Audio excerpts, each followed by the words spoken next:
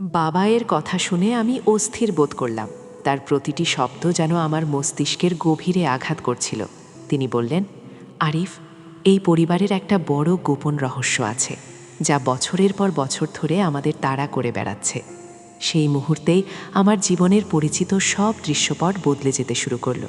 একটা অব্যক্ত ভয় আর জিজ্ঞাসা আমার বুক জুড়ে দানা বাঁধতে লাগলো। আমি জানতাম না এই আশ্চর্য ঘটনা আমার জীবনকে নতুন এক দিশা দেবে। আমার মন খুঁজে পাবে এক অভূতপূর্ব শান্তি। মায়া ব্লগসের সকল শ্রোতাকে জানাই আন্তরিক শুভেচ্ছা। আশা করি আপনারা সবাই ভালো আছেন। আজ আমি আপনাদের জন্য নিয়ে এসেছি এক অসাধারণ ভালোবাসার গল্প, যা আপনাদের হৃদয়ে নতুন এক অনুভূতির জন্ম দেবে।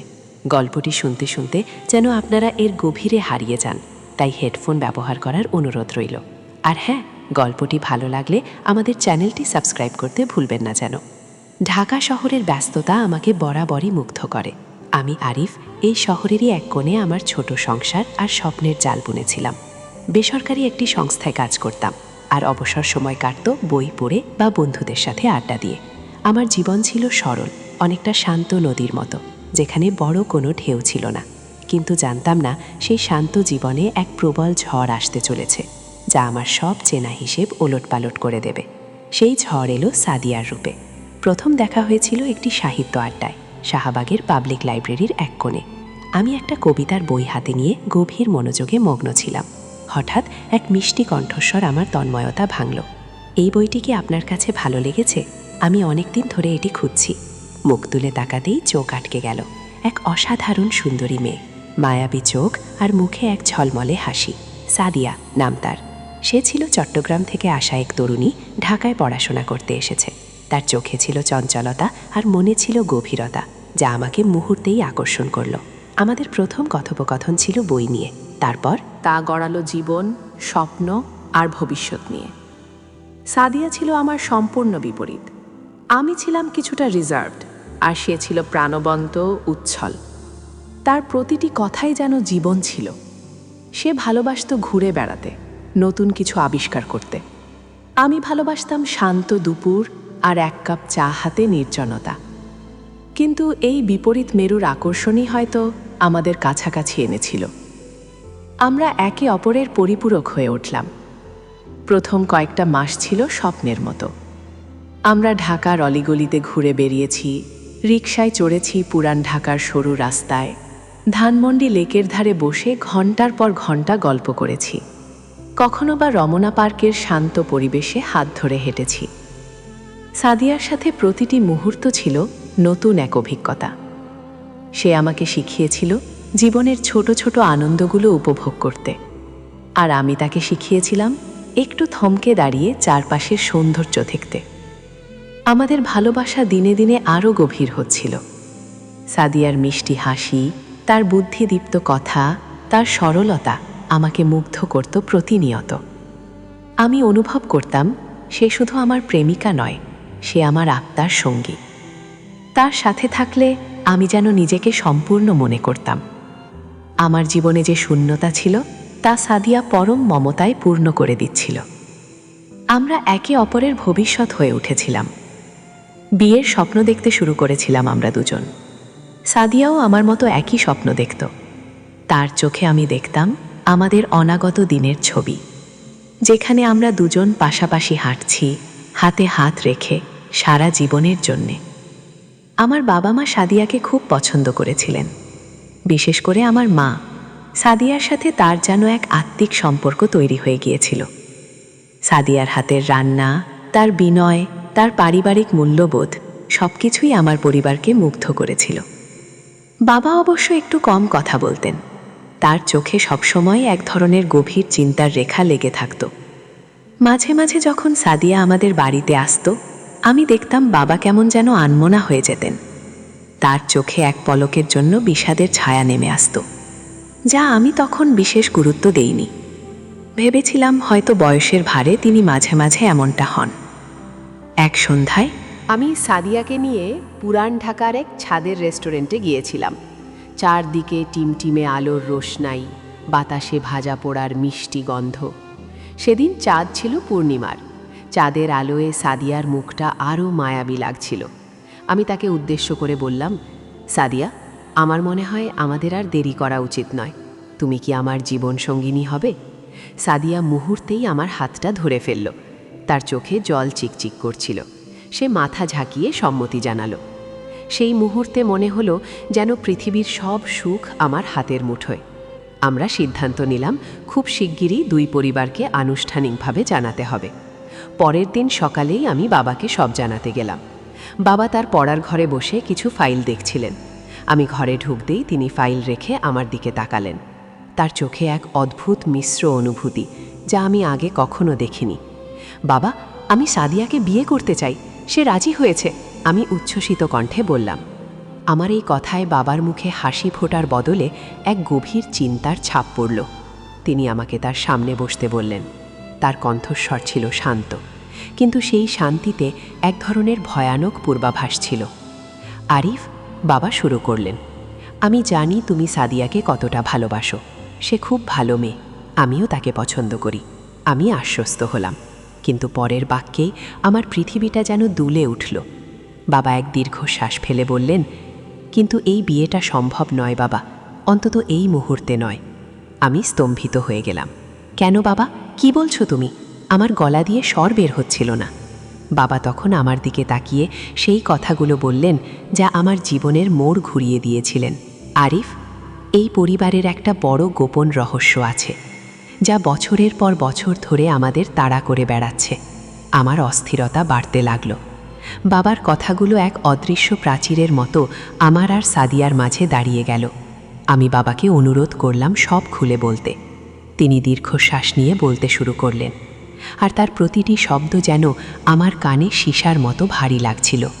তোমার দাদা, আমার বাবা, ছিলেন একজন অত্যন্ত প্রভাবশালী ব্যবসায়ী। রাজশাহী শহরে তার রমরমা ব্যবসা ছিল। তার ছিল দৃঢ় ব্যক্তিত্ব আর কঠোর নীতি। কিন্তু তার জীবনে ছিল এক গোপন অধ্যায়, যা তিনি সারা জীবন লুকিয়ে রেখেছিলেন। প্রায় 50 বছর আগের কথা। তোমার দাদা যখন যুবক ছিলেন, তখন তিনি এক নারীর প্রেমে পড়েন। সেই নারী ছিল অত্যন্ত সুন্দরী আর শান্ত স্বভাবের, কিন্তু তাদের সম্পর্ক সমাজ মেনে নিত না। তিনি ছিলেন তোমার দাদির থেকে ভিন্ন ধর্মের। আমার চোখ কপালে উঠল। বাবা বলে চললেন, তোমার দাদা সে সময় ওই নারীর সাথে সম্পর্ক টিকিয়ে রাখতে পারেননি সামাজিক জটিলতার কারণে। কিন্তু তাদের একটি সন্তান হয়েছিল, একটি মেয়ে। তোমার দাদা লোকলজ্জার ভয়ে সেই মেয়েকে অস্বীকার করেন। তিনি সেই মেয়েকে তার মায়ের কাছে রেখে আসেন আর কথা দেন যে তিনি সব সময় তাদের খোঁজ নেবেন। কিন্তু পরে তিনি আর যোগাযোগ রাখেননি। তোমার দাদাকে তোমার দাদি জোর করে বিয়ে দেন, আর তিনি এই ঘটনা সবার কাছ থেকে গোপন রাখেন।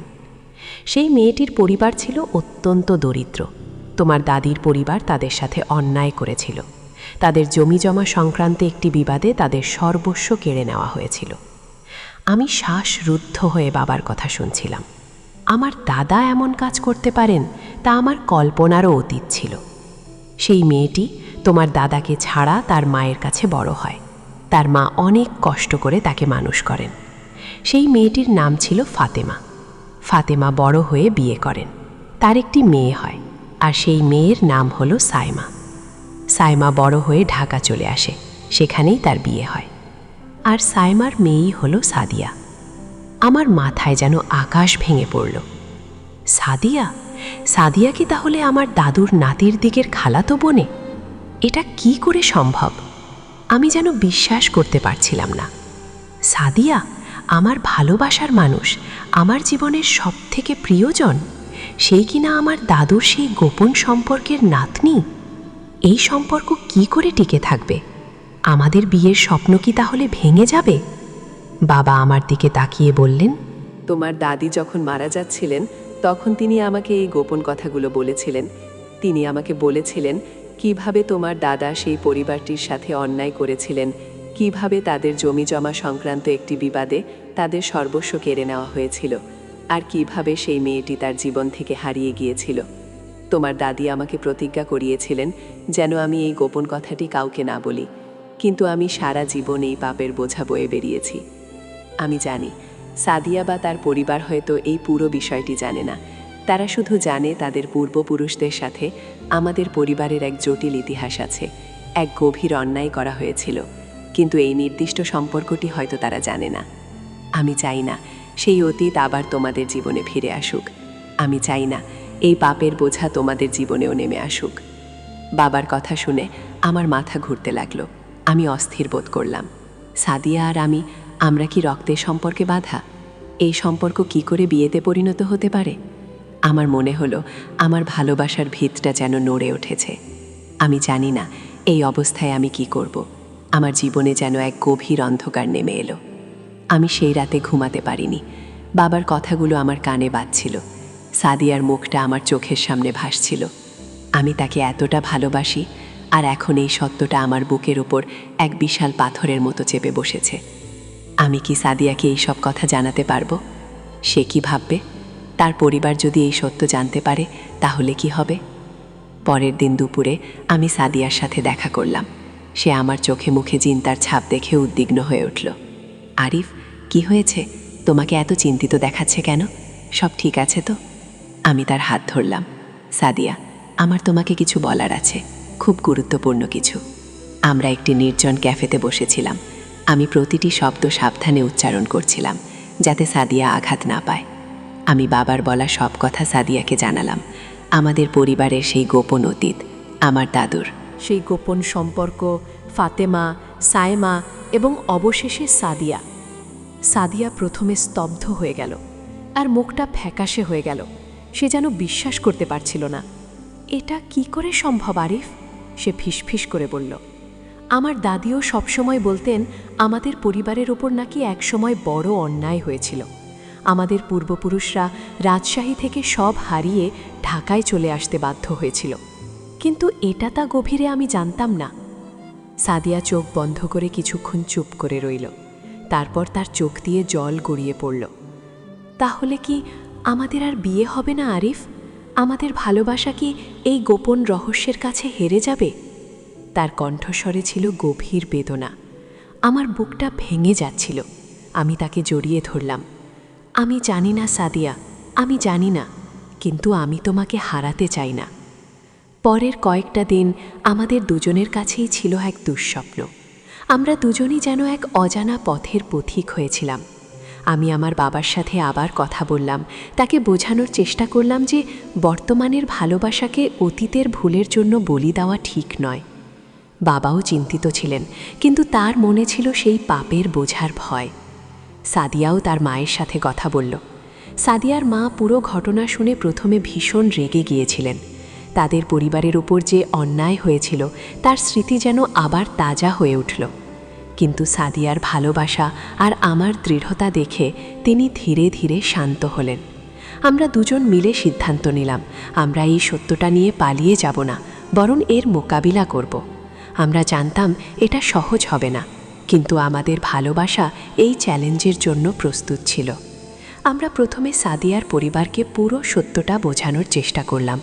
সাদিয়ার মা, তার মামা, মামিরা সবাই প্রথম দিকে আপত্তি জানালেন। তাদের মনে ছিল অতীত দিনের কষ্ট আর বঞ্চনা। কিন্তু সাদিয়া তাদের বোঝাতে সক্ষম হলো যে আমরা দুজন এই অতীতের ভুলের পুনরাবৃত্তি করব না, বরং এই ভালোবাসার মাধ্যমে সেই ক্ষতগুলো সারিয়ে তুলব। এর পরের ধাপ ছিল আরও কঠিন। আমাদের সিদ্ধান্ত হলো আমরা রাজশাহী যাব। যেখানে এই গল্পের শুরু, সেখানেই আমরা এর সমাধান খুঁজব। আমি, সাদিয়া, আমার বাবা এবং সাদিয়ার মা, আমরা চারজন মিলে একদিন রাজশাহী অভিমুখে যাত্রা করলাম। বাবা প্রথমে যেতে চাননি, কিন্তু সাদিয়ার মা তাকে অনুরোধ করলেন, চলুন আমরা একবারে সব কিছুর মুখোমুখি হই, হয়তো এতেই আমাদের সকলের শান্তি মিলবে। রাজশাহীর সেই পুরনো জমিদার বাড়িতে গিয়ে পৌঁছালাম, যেখানে আমার দাদুর জন্ম হয়েছিল। বাড়িটা এখনও আছে, যদিও জীর্ণ হয়ে গেছে। আমরা সেই গ্রামে গেলাম যেখানে সাদিয়ার পরিবারের পূর্বপুরুষরা বাস করতেন। পুরনো দিনের দলিলপত্র ঘাটা হলো। স্থানীয় কিছু বয়স্ক মানুষের সাথে কথা বলে আরও কিছু তথ্য জানতে পারলাম। এটা স্পষ্ট হলো যে আমার দাদুর পরিবার আর সাদিয়ার পূর্বপুরুষদের মধ্যে সত্যিই জমিজমা নিয়ে এক বড় বিবাদ ছিল, যেখানে আমার দাদুর পরিবার প্রভাব খাটিয়ে সাদিয়ার পরিবারকে বঞ্চিত করেছিল। আর সেই গোপন সম্পর্কের কথাটিও গ্রামের কিছু প্রবীণ মানুষ জানতেন, যদিও তারা তা সযত্নে লুকিয়ে রেখেছিলেন। সব কিছু জানার পর সাদিয়ার মা ভীষণ ভেঙে পড়লেন। তার চোখে ছিল রাগ, কষ্ট আর হতাশা। আমার বাবাও চুপ করে বসেছিলেন। তার মুখ ছিল বিবর্ণ। তিনি যেন নিজের অতীতের ভুলের জন্য নিজেকেই দোষারোপ করছিলেন। এই সময় সাদিয়া আর আমি তাদের পাশে গিয়ে দাঁড়ালাম। সাদিয়া তার মায়ের হাত ধরে বলল, মা, যা হয়ে গেছে তা তো আমরা বদলাতে পারবো না, কিন্তু আমরা বর্তমানকে বদলাতে পারি। আমরা কি পারি না এই পুরনো শত্রুতাকে ভালোবাসার মাধ্যমে মিটিয়ে ফেলতে? আরিফ আর আমি তো সেই পুরনো মানুষ নই, আমরা নতুন প্রজন্ম। আমাদের ভালোবাসা কি পারে না নতুন এক সেতুর বন্ধন তৈরি করতে? আমার বাবাও মাথা তুলে সাদিয়ার মায়ের দিকে তাকালেন। তার চোখে ছিল এক ভিন্ন আবেদন। আসলে আমরা সবাই মানুষ, ভুল আমাদের হয়। আমার বাবাও ভুল করেছিলেন, কিন্তু সেই ভুলের বোঝা আমরা আর বয়ে বেড়াতে চাই না। আমি চাই এই প্রজন্মের মাধ্যমে সব পুরনো ক্ষত মুছে যাক। আমি আপনার কাছে ক্ষমা চাইছি আমাদের পূর্বপুরুষদের ভুলের জন্য। আমি জানি ক্ষমা চাওয়া যথেষ্ট নয়, কিন্তু আমি চাই আমাদের সন্তান যেন এই পাপের বোঝা নিয়ে জীবন শুরু না করে। আমি চাই সাদিয়া আর আরিফের ভালোবাসা যেন এই দুই পরিবারের মধ্যে শান্তি ফিরিয়ে আনে। সেই মুহূর্তে এক অদ্ভুত নীরবতা নেমে এলো। সাদিয়ার মা আমাদের দিকে তাকালেন। তার চোখে ছিল জল। তিনি এক দীর্ঘশ্বাস ছেড়ে বললেন, আমি জানি না এটা ঠিক হবে কি না, কিন্তু তোমাদের ভালোবাসা দেখে আমি আর না বলতে পারছি না। তিনি আমার বাবার দিকে হাত বাড়ালেন, আর আমার বাবা তার হাত ধরে নিলেন। সেই মুহূর্তে মনে হলো যেন 50 বছরের পুরনো এক দেয়াল ভেঙে পড়ল। দুই পরিবারের মধ্যে জমে থাকা সব ভুল বোঝাবুঝি, সব কষ্ট, সব রাগ যেন এক মুহূর্তে ভালোবাসার কাছে হার মেনে নিল। সেই আশ্চর্য ঘটনা আমার জীবনকে নতুন দিশা দিল। আমার মন শান্তি খুঁজে পেল। সাদিয়া আর আমরা জানতাম আমাদের পথটা সহজ হবে না। হয়তো সমাজের কিছু মানুষ এই সম্পর্ককে অন্য চোখে দেখবে, কিন্তু আমাদের ভালোবাসা এই সব কিছুর ঊর্ধ্বে। আমরা সিদ্ধান্ত নিলাম আমরা বিয়ে করব। আমাদের বিয়ে শুধু দুটি মানুষের মিলন ছিল না, ছিল দুটি পরিবারের পুনর্মিলন, অতীতের ভুলের প্রায়শ্চিত্ত আর ভবিষ্যতের জন্য এক নতুন আশার আলো।